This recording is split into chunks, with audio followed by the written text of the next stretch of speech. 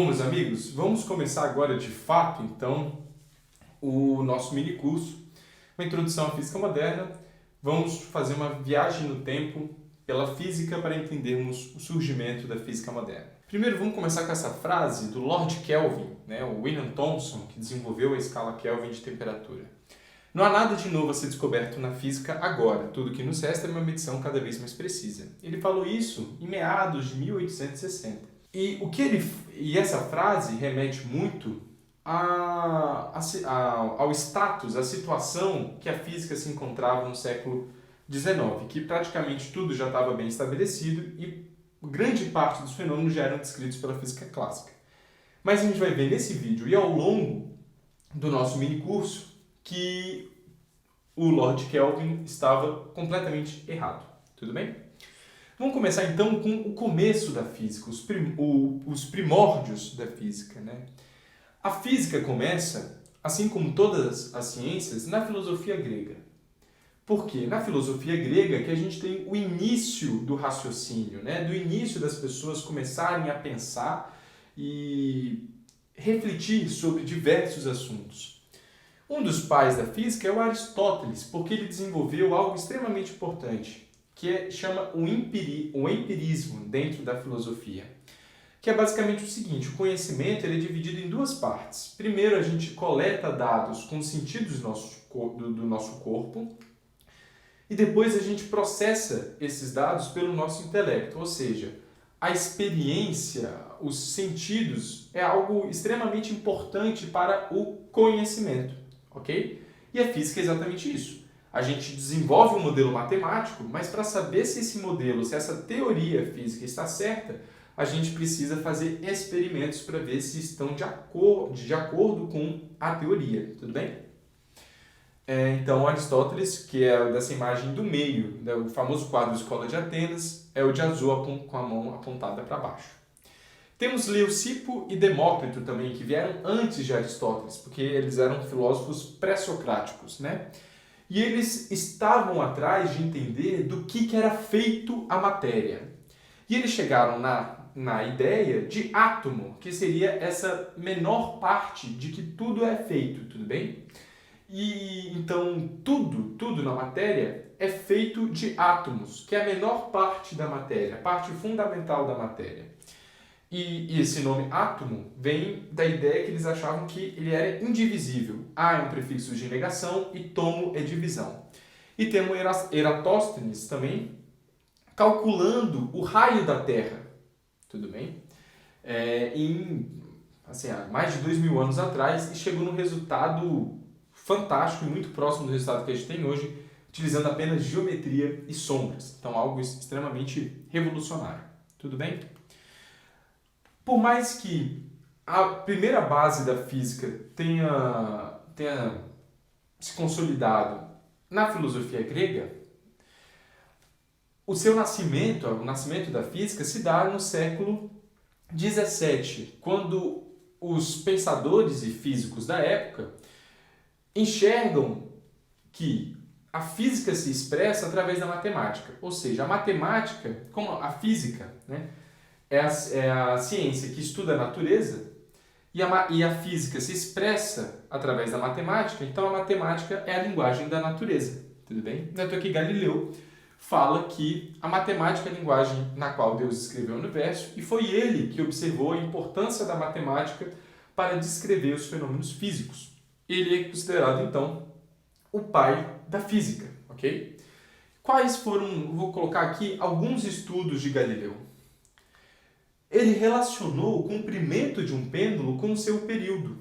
E isso foi extremamente revolucionário, porque ele está trazendo a matemática para explicar um fenômeno físico que, no caso, seria a oscilação de um pêndulo.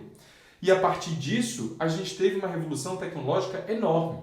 Se eu relaciono o comprimento de um pêndulo com o período de oscilação dele, ou seja, quanto tempo esse pêndulo gasta para fazer uma oscilação, para balançar uma vez, eu consigo medir tempo. Então, se dá aí a base para criar os relógios. Então, a gente consegue medir tempo e isso foi muito útil. Outra coisa, quando né, de acordo com a história, que ele sobe na Torre de Pisa e solta uma bola e observa ela caindo até o chão, ele observou que a posição dessa bola, a posição da partícula, depende do tempo ao quadrado. Ele não chegou na fórmula tradicional S igual a S0 mais V0t mais AT ao quadrado sobre 2. Ele não chegou nessa fórmula. Mas ele já observa algo de extrema importância, que a posição da partícula depende do quadrado do tempo. Essas duas grandezas são diretamente proporcionais, tudo bem? Outra coisa é o início da relatividade. Ou seja, Galileu já começa a observar que a relatividade com respeito de um referencial para o outro, né? Você no avião não sente que ele está viajando a, 800 km por hora. Enquanto uma pessoa que está fora do avião, no chão, observando esse avião passar, vê ele indo a uma velocidade absurda e passando bem rápido. Ou quando você está num carro, está andando de carro, para você parece que você está vendo um poste ali, tudo bem? Quando você passa pelo poste, parece que o poste está indo para trás e você está parado. Entendeu? Então, essa questão da relatividade, Galileu que deu o início e fez as suas transformações de referenciais. A gente vai abordar isso mais na relatividade restrita. Mas quem mudou tudo e mudou o panorama de tudo foi o Newton. Por quê? Newton criou a ferramenta para explicar os fenômenos físicos. Ou seja, Galileu observou essas questões de proporção, uma coisa é proporcional à outra, a questão da relatividade, mas quem consolidou essa ferramenta matemática para explicar a natureza foi o Newton, criando o cálculo, tudo bem? Ou seja, ao invés de eu calcular a velocidade média de um corpo, ou seja, indo de uma posição até a outra, dividir pelo instante de tempo, a gente tem a média da velocidade, agora a gente consegue, através do cálculo, calcular a velocidade em determinado instante. E também achar grandezas como a aceleração da aceleração, que é extremamente importante num carro. O carro não acelera constantemente, né? Ele está sempre alterando a sua aceleração. Ou seja, Newton revolucionou completamente e fez a base para todas as ciências, porque o cálculo está presente em todas as ciências. Tudo bem? Ele descreveu, além disso, descreveu a gravidade e a força gravitacional, ambas matematicamente. A importância disso é que um satélite orbitando a Terra se baseia nessa descoberta de Newton. Outra coisa, ele descreveu a mecânica com suas 3 leis, né, no seu livro Princípios Matemáticos da Filosofia Natural. Ele descreveu as suas famosas 3 leis que regem a mecânica que a gente presencia no nosso dia a dia. Um carro se movendo, um avião se movendo, deixar esse passador de slide aqui cair no chão, tudo isso descreve através das suas 3 leis de Newton, né? Que uma delas é força igual a massa vezes aceleração, que é o princípio fundamental da dinâmica, né?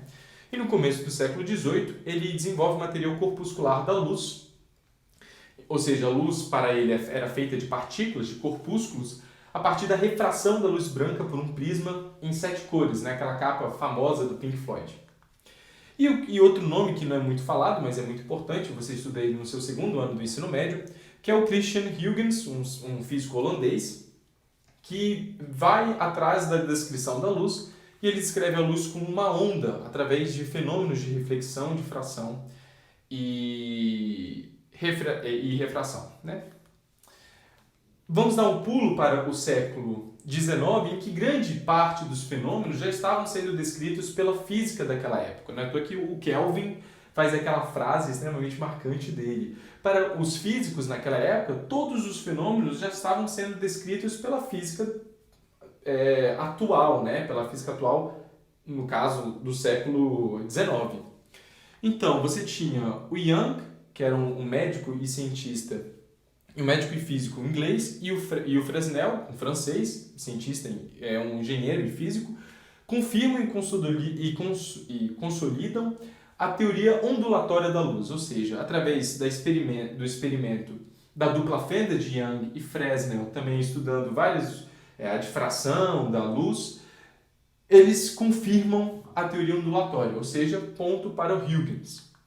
Dalton é o primeiro a fazer um modelo atômico na busca de entender a estrutura da matéria. O Avogadro descobre as moléculas. Maxwell descreve o eletromagnetismo e a luz como onda eletromagnética. Antes de Maxwell, a eletricidade era uma coisa, magnetismo era outra. Maxwell percebe que Eletricidade e magnetismo fazem parte de um mesmo fenômeno, eles são irmãos, estão sempre andando de mãos dadas. E ele observa a luz como uma onda eletromagnética, ou seja, a luz, na verdade, são campos elétricos e magnéticos variando com o tempo. Tudo bem? Então a luz é uma onda eletromagnética, assim como você viu no seu segundo ano estudando ótica. Thomson descobre o elétron e faz o famoso modelo pudim com passas. E Boltzmann consolida a termodinâmica, matéria que você viu também no seu segundo ano do ensino médio. Então vamos ver quais eram os conhecimentos científicos antes da física moderna, nesse século XIX aí. Tinha a força gravitacional e eletromagnética, Newton e Maxwell fizeram isso. Mecânica newtoniana, que é a mecânica do seu primeiro ano, eletromagnetismo e termodinâmica, já estavam muito bem conceituados. As leis de conservação, que isso vale para física moderna e física clássica. Conservação de energia, nada se cria, nada se perde, tudo se transforma, o princípio de Lavoisier. Quantidade de movimento, ou momento linear. E a conservação de carga, que é o que você deve ter estudado agora no seu terceiro ano.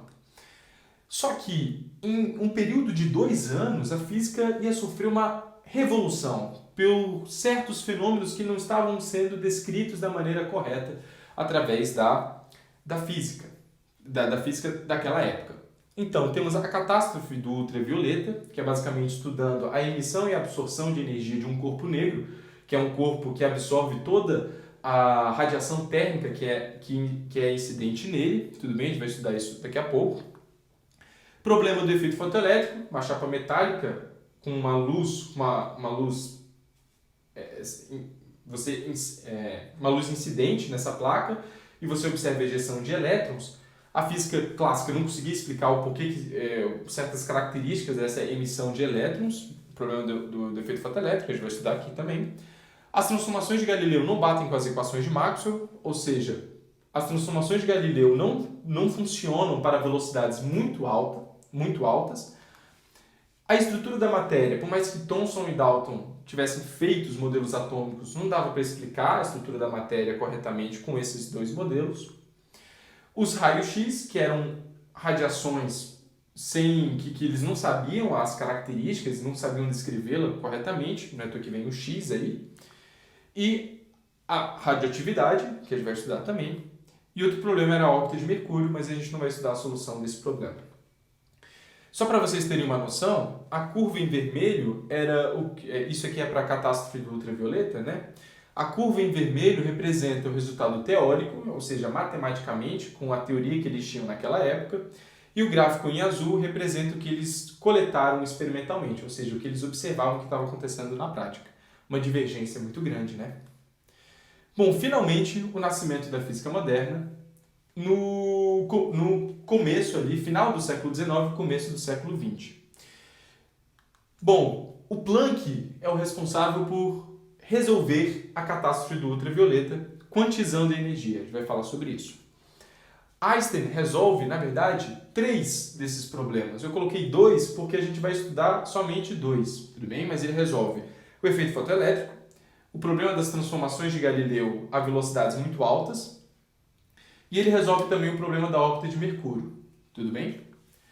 A gente tem o surgimento de 2 novas forças, a nuclear forte, que é responsável pela coesão atômica, né? Você tem um próton e outro próton dentro do núcleo. Eles têm as cargas idênticas, era para eles estarem